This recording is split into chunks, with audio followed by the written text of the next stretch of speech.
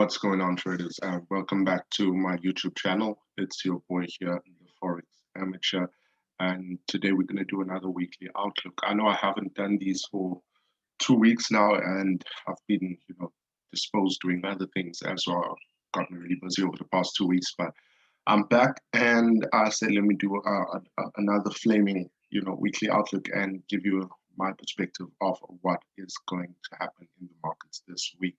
So before I get into it, remember, I am not qualified or licensed to offer financial or investment advice. Everything I speak about on these videos is purely my own opinion, right? I do not recommend any specific trade or action. So if you do choose to go into trading with live capital, ensure that you risk capital that you are willing to lose, because the truth is you could lose your entire investment. It's real risky out here. So let's get straight into it. As you know, the format of the weekly outlook, we would start with the dollar index and go into whatever pair I will be focusing on. And if you're looking at the bottom left-hand side of my screen over there, you'll notice that I only have one pair and the dollar index. It's because I've decided to limit my watch list.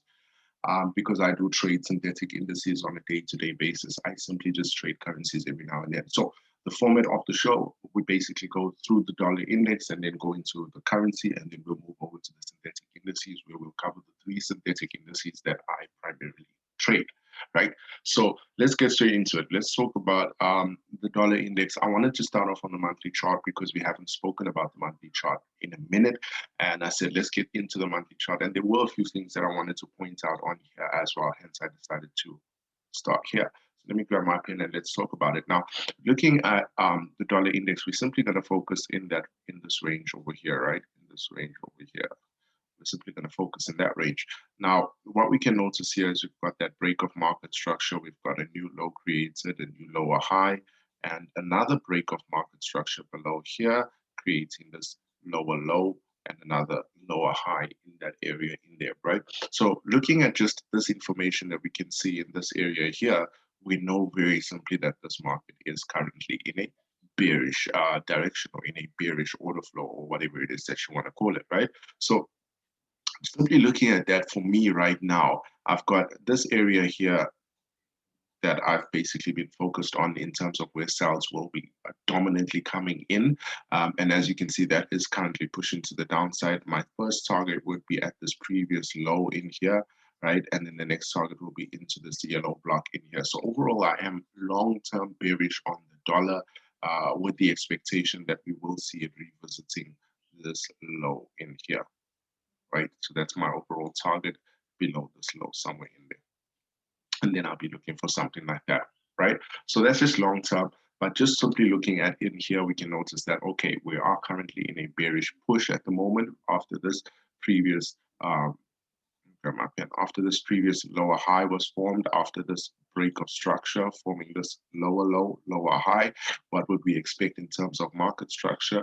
We would expect the market to break the low again, create another lower high and lower low formation, right? So that was basically what we would expect in that area in there. Let's move on from that. Let's try to keep this as quick as possible and not get too caught up, right? So looking at the daily chart, we can see very clearly on the daily chart that price created the last high in there after it basically broke this market structure, higher high, higher low, higher high, right? So price created the last higher high in there.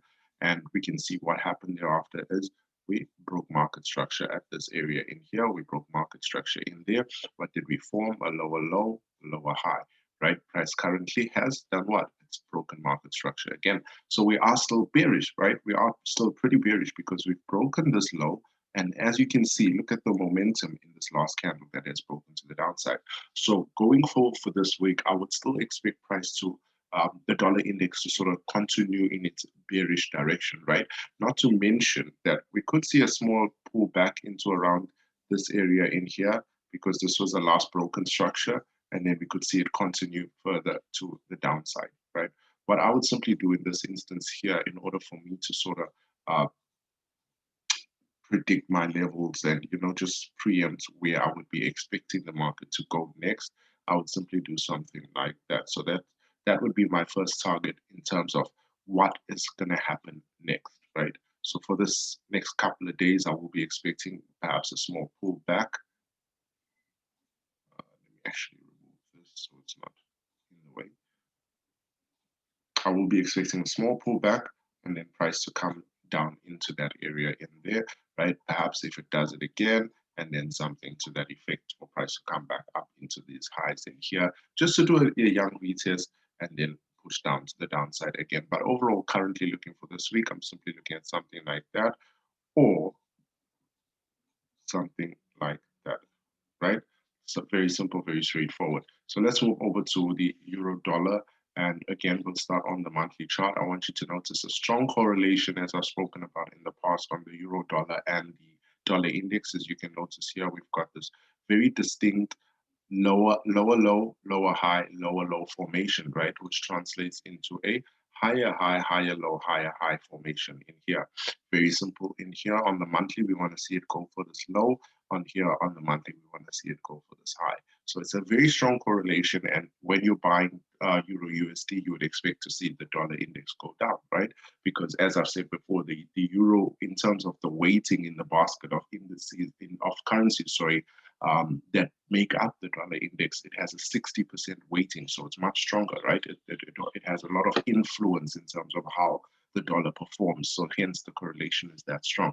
Now, moving down to the daily chart on the euro dollar, you can see very clearly in here, we've got a break of market structure, we've got a higher high formed, we've got a higher low formed in here, and we would expect this market, even if it pulls back slightly, to continue doing something to that effect back to the upside into that area in there, right? Because if we are, what are we expecting on the dollar index? On the daily, we're expecting something like that to the downside, right? So something like that to the downside, right? Very simply, we're expecting that to the downside. So very similarly, we would expect something similar on here to the upside, right?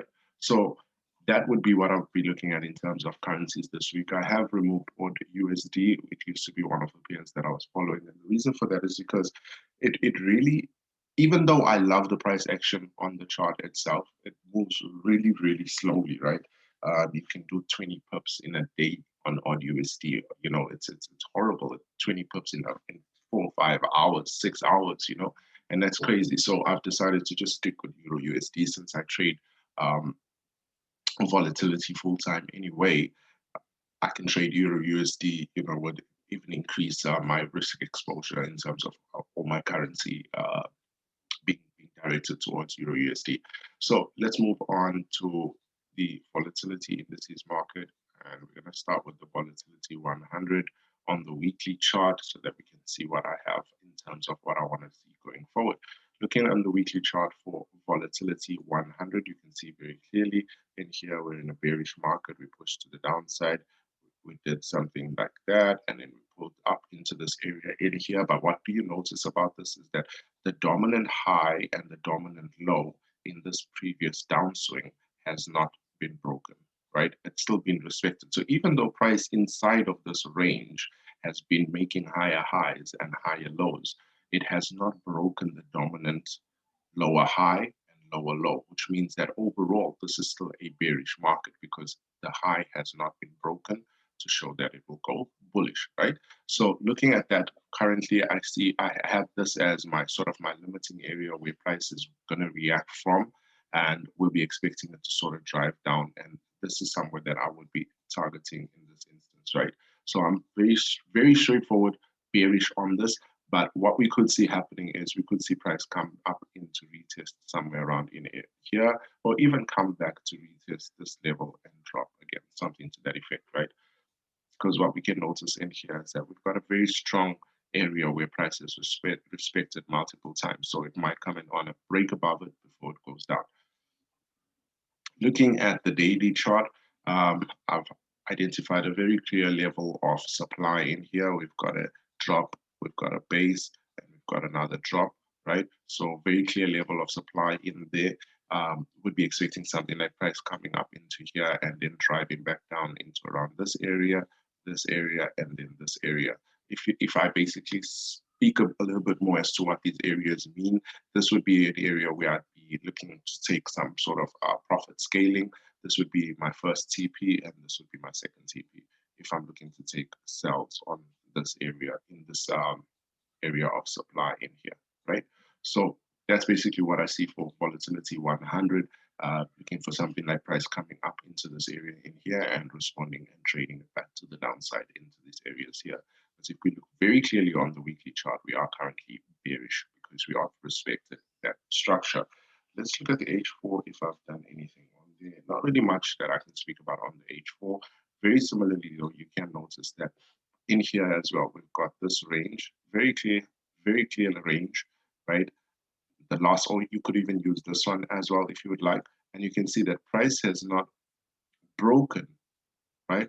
Rather, what it's actually done is, if you follow this, you can see a high, higher low, higher high, higher low, higher high, higher low, and then a fail to make a higher high, and then a break of a previous low. So that's a break of market structure, creating a lower low, right? So if this market were to create some sort of a lower high in here, then we could still sell from there. Or if it were to come up into that level of supply, it would still sell from there because it's already shown us a willingness to go lower with this break in market structure in here based on the whole narrative of this market. Looking at volatility 10 on the weekly chart, we can see that I am bullish on volatility 10 on the weekly chart. I am expecting something like price maybe reacting somewhere in there, come down into around here, and then come back into that level in there where we'd see basically if it would break or if it would react from that area. It's a bit too long to look at, but we have to start on the weekly. Looking at the weekly, I'm expecting just that drive into this area somewhere in here, right? And then the price come back to some sort of a retest in here before it goes up again into that area. Overall bullish on volatility 10. Looking at the daily chart, just pan out a bit on there. On the daily chart, you can see what I would be expecting something like, I can see that momentum from here to here was quite high. In this high to that high, not very much. It didn't really break market structure. It came back and retested again and then broke market structure to the upside on the lower time frame, as in breaking that candle's high.